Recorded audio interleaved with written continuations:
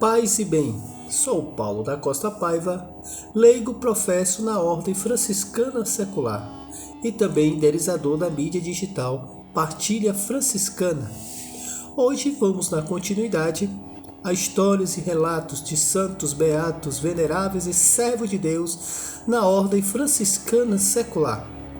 Hoje vamos falar do São Tomás Moro, mártir da Terceira Ordem Franciscana Secular.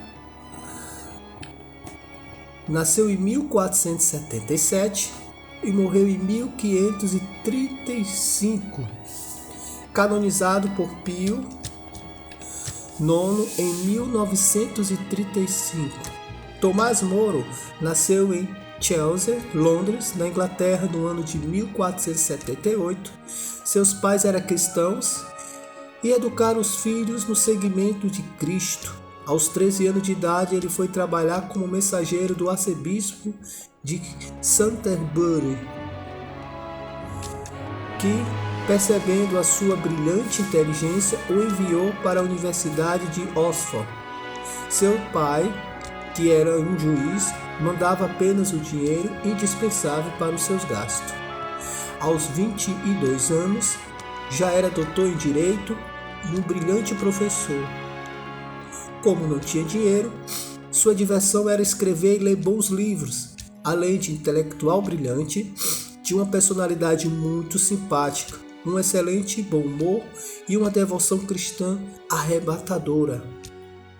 Chegou a pensar em ser um religioso, vivendo por 4 anos no mosteiro, mas desistiu. Tentou tornar-se um franciscano religioso, mas sentiu que não era o seu caminho. Mas permanecendo na família franciscana, então decidiu pela vocação do matrimônio. Casou-se, teve 4 filhos e foi um excelente esposo e pai carinhoso presente, como também membro da Ordem Franciscana Terceira.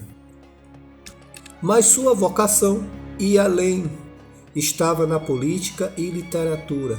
Contudo, Tomás nunca se afastou dos pobres e necessitados, os quais visitava para melhor atender suas reais necessidades. Sua casa sempre estava repleta de intelectuais e pessoas humildes, preferindo a estes mais do que aos ricos, evitando uma vida sofisticada e mundana da corte. Sua esposa e seus filhos o amavam e o admiravam pelo caráter e pelo bom humor, que era constante em qualquer situação. A sua contribuição para a literatura universal foi importante e relevante. Escreveu obras famosas como O Diálogo do Conforto contra as Tribulações, um dos mais tradicionais e respeitados livros da literatura britânica. Outros livros famosos são Utopia e Oração para o Bom Humor. Em 1529, Tomás Moro era chanceler do Parlamento da Inglaterra e o rei Henrique VIII, da época do rei Henrique VIII. No ano seguinte, o rei tentou desfazer seu legítimo matrimônio com a rainha Catarina de Aragão para unir-se a uma nova enlace com a cortesã Ana Bolena. Houve uma longa controvérsia a respeito, envolvendo a Igreja, a Inglaterra e boa parte do mundo, que acabou numa grande tragédia. Henrique VIII casou com Ana, contrariando a todos as leis da Igreja que se baseiam no Evangelho, que reconhece a indissolubilidade do matrimônio. Para isso, usou o parlamento inglês, que se curvou e publicou o ato de supremacia que proclamava o rei e seus sucessores como chefes temporais da Igreja da Inglaterra. A seguir, o rei mandou prender e matar seus opositores. Entre eles estava o chanceler Tomás Moro e o bispo católico João Feixe. As figuras mais influentes da corte daquela época. Os dois foram decapitados. O primeiro foi João, em 22 de junho de 1535, e 2 semanas depois foi a vez de Tomás, que não aceitou o pedido de sua família para renegar a religião católica, sua fé, e ainda fugir da Inglaterra. Ambos foram mártires na Inglaterra, os quais, com testemunho cristão, combateram a favor da unidade da Igreja Católica Apostólica Romana, no tempo de violência e paixão. Suas lembranças continuam vivas em versos e prosas nos teatros e nos cinemas. Seus exemplos são reverenciados pela Igreja, pois eles foram canonizados na mesma cerimônia pelo Papa Pio XI em 1935, que indicou o dia 22 de junho para a festa de ambos.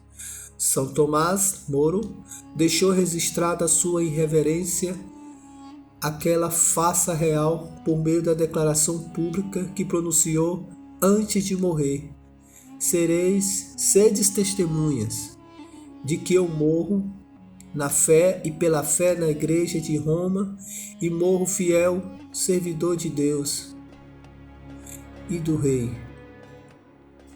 Mas primeiro de Deus, rogai a Deus, a fim de que ilumine o Rei, e eu aconselho.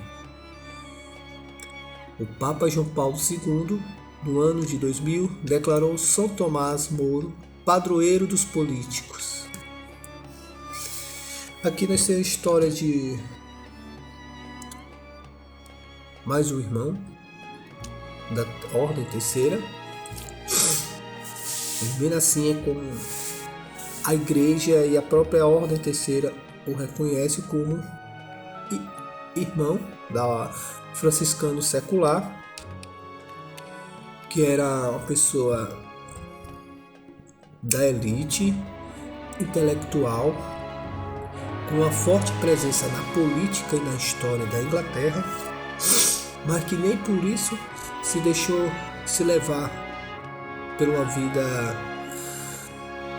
mais agradável e propícia aos benfazeres da época. Ele sempre optou pelo Evangelho, sempre optou pelos mais simples, nunca deixou de fazer caridade. Abraçou o matrimônio, mas permaneceu na família franciscana ao tentar ser religioso, mas viu que a sua vocação era uma vocação familiar, matrimonial. Mas sabemos que na família franciscana, na terceira ordem, na ordem secular, abraçamos também, principalmente, o leigo, aquele que não tem como deixar tudo para seguir Francisco, porque tem suas responsabilidades. No caso da família, tem os filhos, tem a esposa. Para isso necessita do seu trabalho, do seu ofício, da sua labuta, para sustentá-los, tanto financeiramente como também sua presença na educação, na formação deles e junto à sociedade.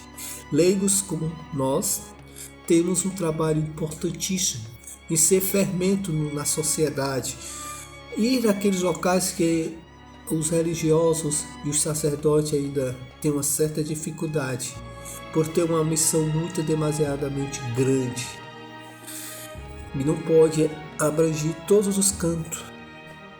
E aí os leigos, como formiguinha, têm essa missão, têm essa obrigação de ser fermento, de ser luz, aonde for preciso, na sua casa, no trabalho, na sua escola, na sua faculdade, nas ruas, sendo luz, sendo fermento, sendo sal para a terra. E São Tomás Moro foi fidelíssimo nessa missão, não somente no seu dia a dia, junto à família, junto ao seu trabalho ou na caridade, mas na literatura também, nos seus escritos. E era uma pessoa altamente intelectual, mas não se deixou se envolver nem cair na cilada da soberba, nem da arrogância, nem muito menos da prepotência, mas que era uma pessoa fidelíssima, altamente séria no que estava focado.